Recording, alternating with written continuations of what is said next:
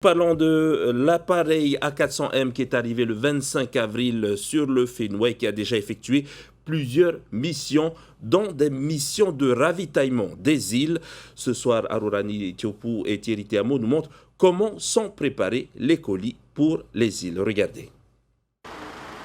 Peser, mesurer ou encore sécuriser, la mission de l'escale aérienne militaire consiste à préparer et débarquer les colis affrétés par les avions de l'armée. L'Airbus A400M peut contenir jusqu'à 36 tonnes de matériel et parcourir une distance de 4500 km sans escale. Dans sa prochaine cargaison, le VT4, tout nouveau véhicule militaire du Fenouil. On doit tout vérifier au niveau du poids, du plein du gasoil et la pression des pneus, parce qu'on a des normes particulières. Comme ça, le mec nav qui est dans l'A400M permet en fait de voir où il peut mettre la voiture. Après, c'est en fonction des ordres qui viennent de l'état-major, qui nous donnent les ordres de chargement, ce qu'on appelle un plan de chargement.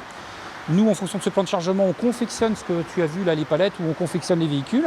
On prépare, on les met en conformité pour le chargement après dans l'avion. Donc on a l'habitude de traiter plutôt une palette, et là on en faisait 7, 8. L'escale aérienne militaire est un service de transit. Les colis livrés ont été désinfectés au préalable. Ils sont par la suite stockés pendant 24 heures.